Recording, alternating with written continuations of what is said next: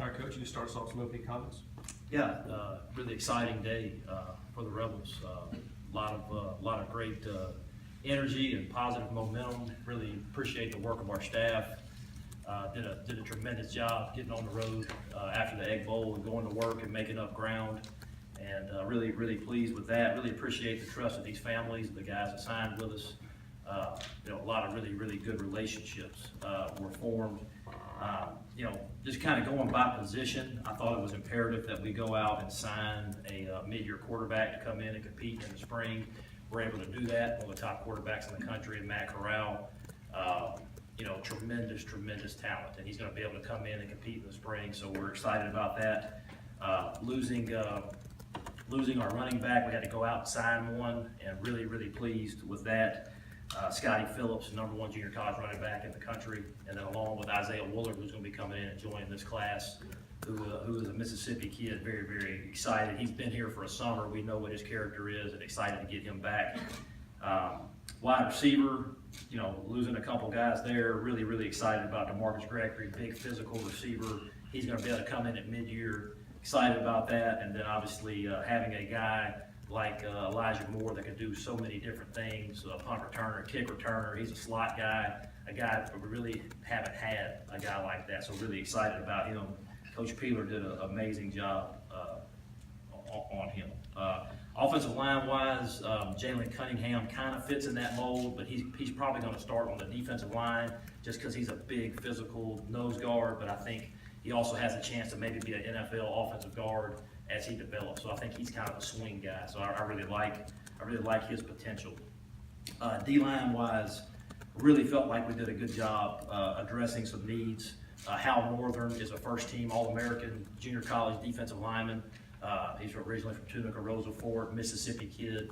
Worked really hard to get to where he is, and a very impressive player. He'll be able to join us at mid-year and be there in the spring. So that was a huge position of need. And you put him with K.D. Hill, Quentin Bivens, and James Williams, just a very good, solid class to start with in this early signing period. So really excited about that. Linebacker, you have another first-team All-American, Vernon Dasher, that can come in at mid-year and help us. That was a huge position of need. So very excited to get him there. And then along with the high school guys, Hess and Jacquez Jones, very good players, really tremendous families, great kids. And then in the defensive secondary, Kedron White and Cam Smith. So, Kedron Smith and Cam White. So excited about those guys. All right, raise your hand if you have a question. We'll bring the mic to you. How much did getting the final verdict from the NCAA give you momentum once you knew what you were facing? I think the biggest fear for people is fear of the unknown.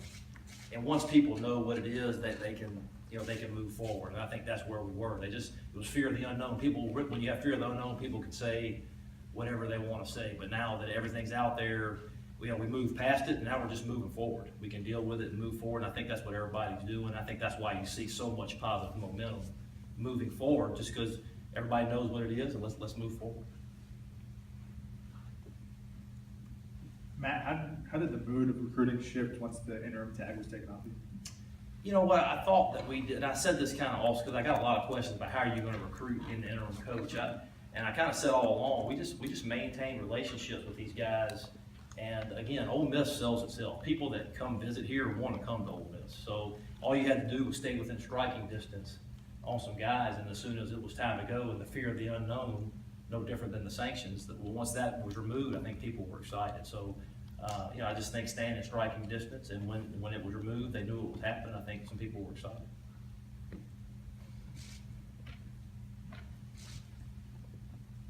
Matt, y'all signed 3 guys who were committed to other places. How do you approach guys like that in the process, and what changed late that allowed y'all to sign those guys? Well, I think it's just all about relationships and fit. When a young man is trying to make a decision, he's got to pick the best environment for him. And I think that's the whole key. I think a lot of all these outside influences and Twitter, none of that stuff really matters. What matters is picking the best environment for you so you can go be happy. And if you're happy at that place, then you're going to be your best at that place. And I think that was the case with those 3 young men. Matt, was there a specific determining factor about how many junior college players you would sign versus high school players, or is it just how that worked itself out? You know, it's all about need. The problem we had very, very limited mid-year spots that guys could come in and perform in spring practice. And so we knew we had to get a quarterback, we had to get a D lineman, and we had to get a linebacker. So those were three huge positions of need, but we didn't have very many mid-year spots. So I think that was big for us. We only had 6. So we had to really utilize those 6 mid-year spots to the best we could. Matt, with this early signing period is obviously a new thing, not that you were scrambling, but did your message change at all with there being kind of a finite amount of time to get your message off to these kids? No, I don't think the message changed, and again, I don't think everybody's got the whole early signing period down yet, because this is the first time it's happened, but I do think there is some good for the kids that know 100% where they want to go. Then the early signing period is a good thing, but and then some of the guys that aren't sure, they have the opportunity to wait. But what I don't know is if the recruiting calendar gets moved up as we move forward, how it changes, but for now, it didn't change our message. Were you a little surprised with the number of kids throughout the nation that signed early? Because a lot of people thought it might be just a stopgap to the big day. Right. No, not surprised. I think if a young man knows where he wants to go, I think it takes a lot off those guys. He's got 3 weeks where he doesn't have to see all these coaches and field all the phone calls. He can now focus in on his academics and things like that. So I think if a young man knows where he wants to go, I think it has a chance to be a positive. Coach, in the February signing period, I know you weren't able to sign all of the players that you'll get overall for the class. What are you gonna be looking for to finish it up? Yeah, just looking down, we'll probably end up going after a couple more wide receivers. And again, all this is, best available, but we will sign at least one more receiver. Potentially a tight end, maybe 1 to 2 more O-linemen, depending upon how Jalen fits into that category. Maybe 1 more D lineman and 1 more backer, and maybe a corner safety body. But again, all best available prospects, but maybe 8 to 9 more guys potentially. Matt, do you feel like when Matt Corral committed last week, do you feel like that shifted momentum for you guys in the process? Yeah, I think it did. I think a lot of people, when he made the decision to come, I think everybody was excited. But for me, it was a huge position of need, and we filled it with a very, very good player.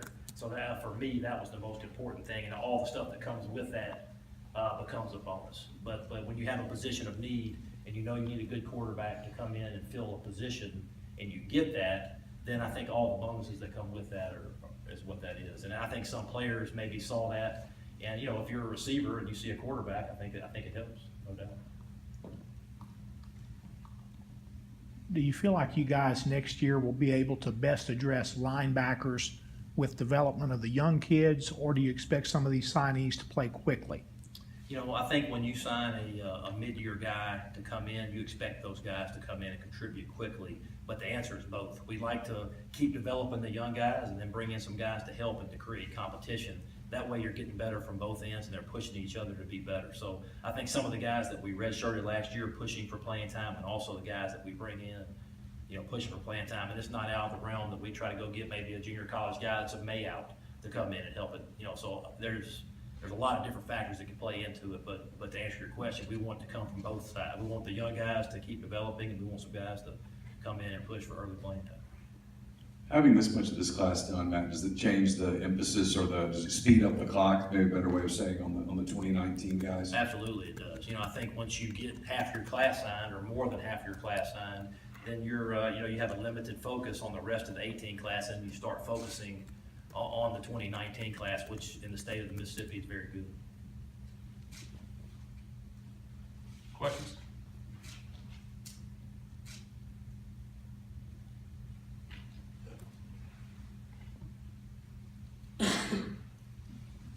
Coach, in particular with you, but also schools around the country, I know you can only speak for your staff, but the guys that did not sign, that were committed, what do you do with them from here? You just keep recruiting. I mean, that's the thing. I mean, it does. To me, it's no different. This is just the guys that were committed and signed, and you got them, and then you focus on the guys that aren't. So you treat them the same. You just go after them. You keep recruiting. If you want them, you go after them just like normal. So as far as us, it's gonna be business as usual as far as recruiting and going after these guys, just like a normal February signing period. Coach, you clarify what you said earlier, that you might be able to sign 8 or 9 more? We were kind of under the impression that 21 was your limit. Yeah, I think we could get to 22, potentially 23. How? I thought the penalties. No, we're at the number of 81, but yeah, we have potentially 8 to 9 more left. Any more questions? Matt, this is your first signing day as a head coach, just how did it feel going through that the first time?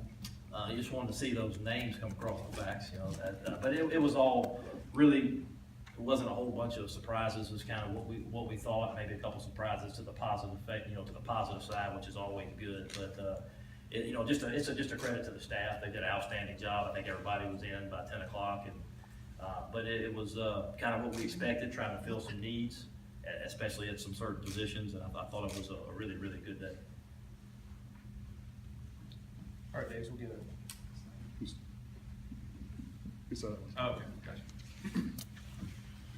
Matt, when you guys are evaluating linebackers, what are you looking for in particular? And these 3 guys that you signed, how can they, with their skill sets, specifically help that position? you think? Yeah, I mean, in this league, the running backs that you have to play against, they're obviously big and physical and strong. So you got to have big physical guys, but you also have to have guys that can play in space. So it's a tough position to find. But what we were looking for is physical guys and guys that could run. That's Vernon Dasher is a little bit undersized guy, but he can really, really run and hit. Then you got Hess that has a lot of length, has a chance to grow into a big linebacker.